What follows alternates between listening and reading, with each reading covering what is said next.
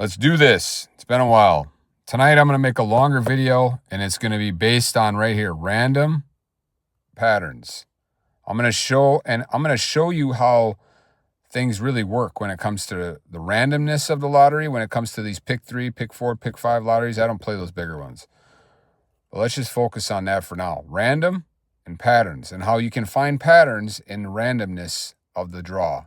There's only 0 through 9 keys. You got to remember, these things repeat all the time, right? And so I'm gonna show you, for example, I'm gonna show you something right here.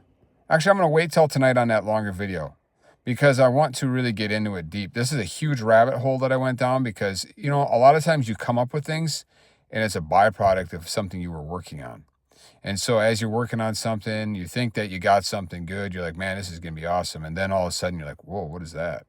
And then I think that's a lot of times how things are invented and how things, you know, people will come up with things and you'll think, man, how did they come up with that?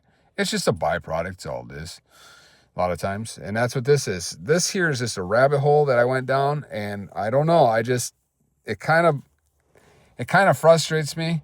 Talking about like the gambler's fallacy and how, you know, every spin in roulette is an independent spin, and every draw in the lottery is an independent draw. And, you know, there is truth to that, but I'm going to expose how there is also patterns to be found. As a lot of you know, there are patterns in the lottery, and there's patterns in everything. If you look at creation, you can see, you know, art, you can see design, you can see order and everything around us. And so it's just like the Fibonacci wheel and all these things. You know, you take the last 30 draws, the last 40 draws of the pick 3 lottery, you know, very often there's only a few pairs that haven't hit. And that's across all states. Why is that? You know, if it was completely, truly just, oh, it's the gambler's fallacy, you can't win, then you would see, you know, states doing some various, way different things, but you don't.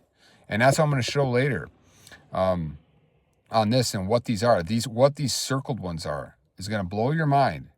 This is a Wisconsin lottery, but only the ones that are not circled is the Wisconsin lottery. I'm going to show you what these other ones are and how you're able to find patterns yet, and how this really opens the door to some crazy stuff.